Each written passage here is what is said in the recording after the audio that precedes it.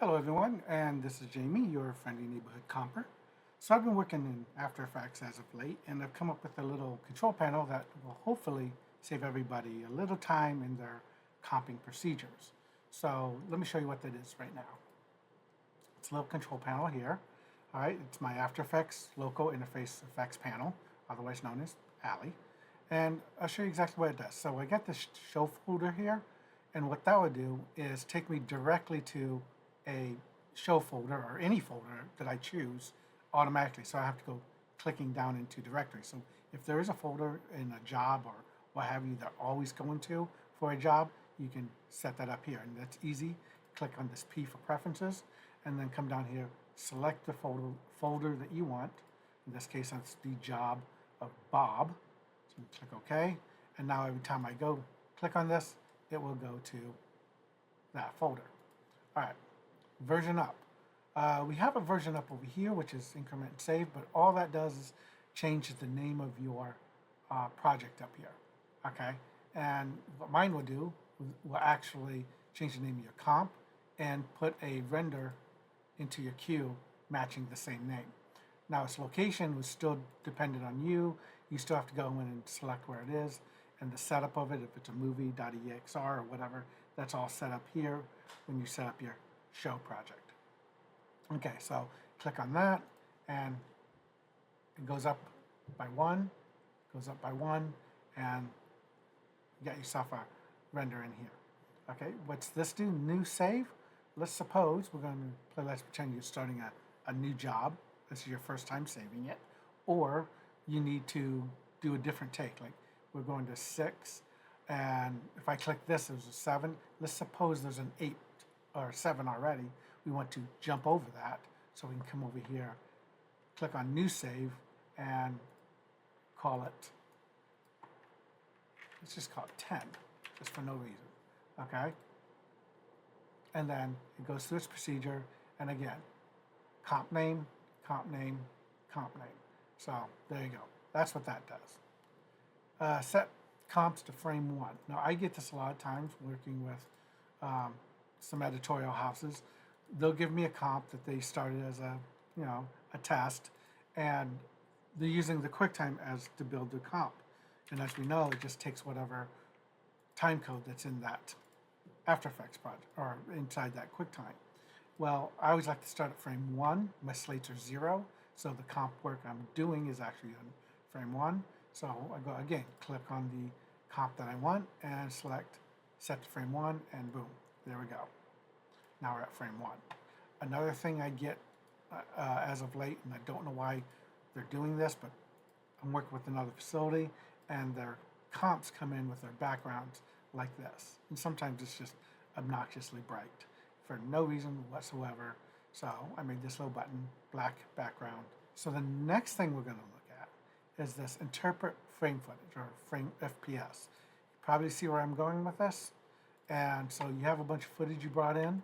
Yes, you can come over here to go interpret footage, main, put it in, come back over here and remember interpretation. Come back over here, select the ones you didn't do, apply interpretation. That's way too much clicking. So me, I'm just going to grab all the ones I want to change to 24 frames per second or 30 or whatever, and then change it. Boom, already done. 23976, 23976, 23976, and 23976. Or I can just take these two and make those 24. You get the idea. 24, 24, 23976. Okay, so that's what that does. Pretty simple. Again, nothing you can't already do. It just makes it a little more convenient. All right, this one here, this one's kind of a biggie. We get a lot of comps that need to be expanded or shrunk.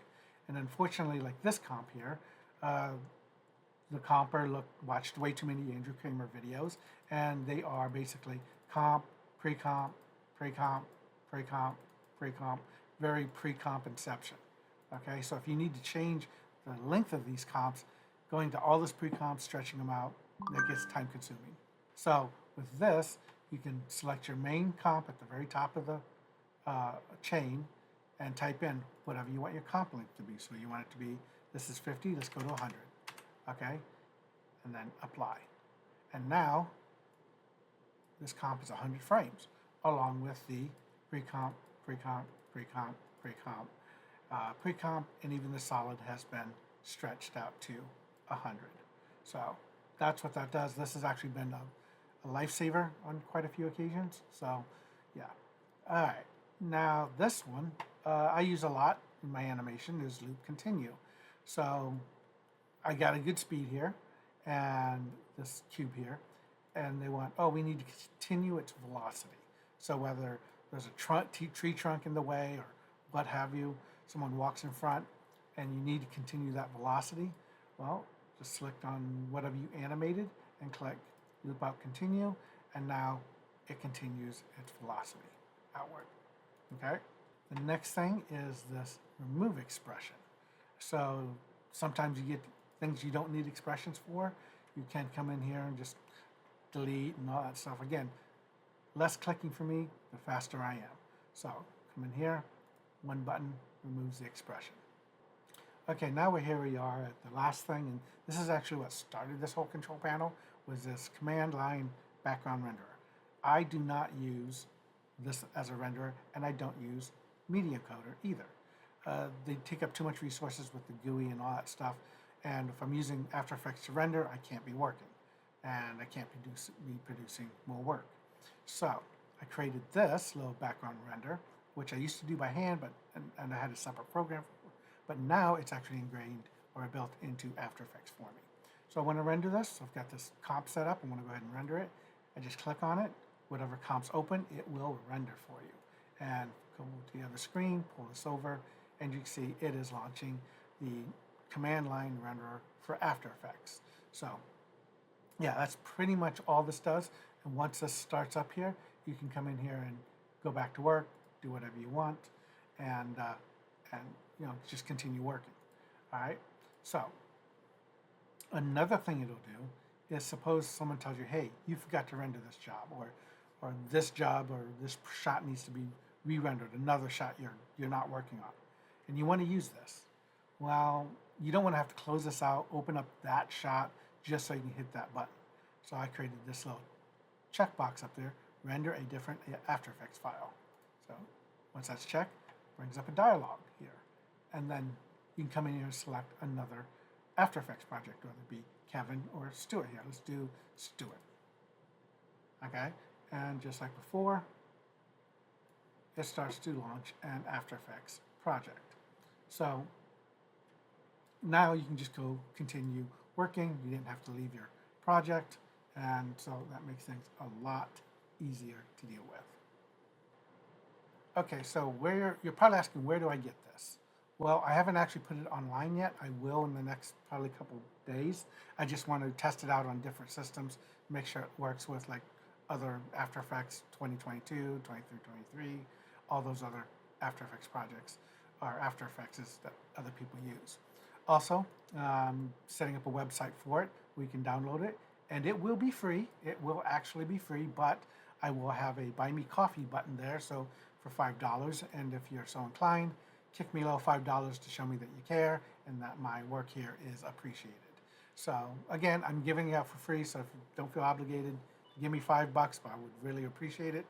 And yeah, so for $5, you know, you spend more than that at Starbucks, and I think that's fair for what you're getting here, especially this button here and this button here. You can probably find these same things on AE scripts for a lot more, but for mine, you get it for $5. So yeah, so there you have it. I will see you next time, and thank you for stopping by.